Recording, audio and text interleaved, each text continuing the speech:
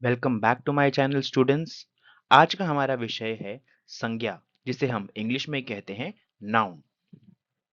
अगर हम हिंदी व्याकरण की बात करें तो सबसे पहले संज्ञा आता है। उसी प्रकार इंग्लिश ग्रामर में भी अगर हम बात करें तो सबसे पहले आता है नाउन। आइए देखते हैं क्या है संज्ञा। किसी प्राणी, वस्तु, भाव या स्थान के नाम को संज्ञा कहते हैं। यानी प्राणी यानी जानवर, वस्तु यानी थिंग्स, भाव यानी इमोशंस या स्थान के नाम यानी जगह के नाम को संज्ञा कहते हैं। अगर हम इसे अंग्रेजी में जाने तो name, place, thing and animal is known as noun. इसके 5 प्रकार हैं। पहला प्रकार है व्यक्तिवाचक संज्ञा, जिसके अंदर नाम, स्थान व वस्तु का बोध होता है। स्थान यानी जगह, वस्तु यानी थिंग्स, नाम यानी किसी का नाम। दूसरा है जातिवाचक, एक ही प्रकार के वस्तुओं का बोध करना, यानी नदी, पर्वत, पुस्तक।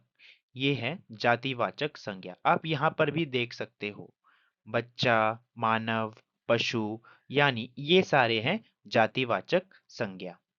तीसरा है भाववाचक संज्ञा, किसी के भाव, गुण, दशा का बोध किया जाए तो उसे हम भाववाचक संज्ञा कहेंगे। अगर हम कहते हैं क्रोध, मिठास, तो ये शब्द भी भाववाचक संज्ञा के उदाहरण है। किसी भाव या गुण की दशा या का ज्ञान कराने वाले शब्द भाववाचक संज्ञा कहलाते हैं, जिसके अंदर हमें इमोशंस देखने को मिलते हैं, यानी भाव देखने को मिलते हैं, गुण, क्वालिटीज देखने को मिलती है, वो होते हैं भाववाचक संज्ञा। चौथा है समूहवाचक संज्ञा। देखिए, समूहवाचक टॉपिक के अंदर ही एक शब्द छुपा है, जो है समूह यानी ग्रुप में।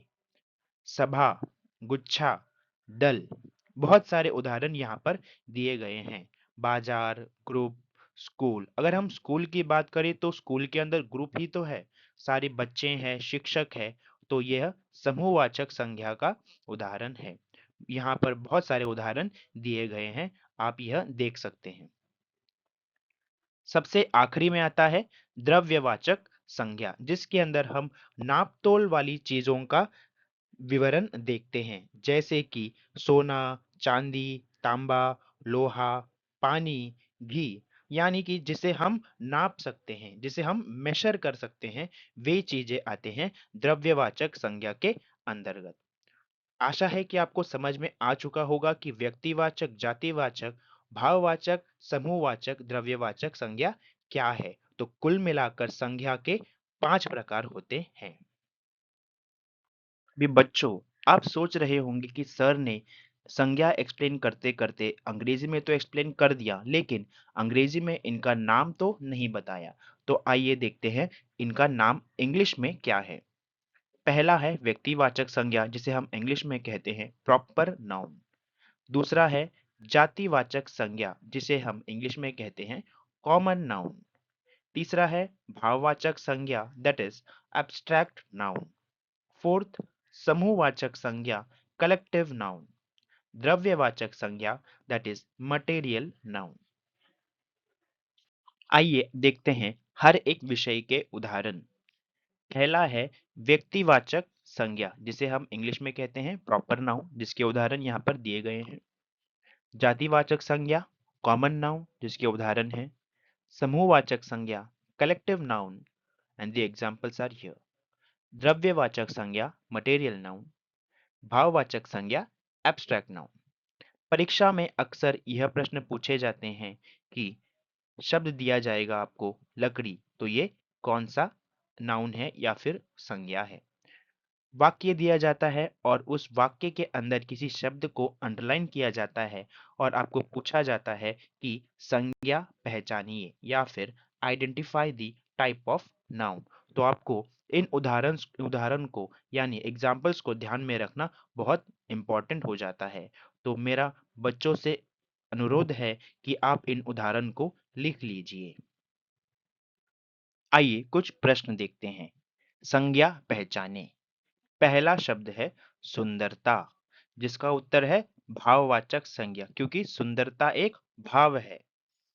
दूसरा है चांदी, जो कि है द्रव्यवाचक संज्ञा, जिसका हम नाप तोल कर सकते हैं, जिसे हम नाप सकते हैं, जिसे हम मेजर कर सकते हैं, वो है चांदी।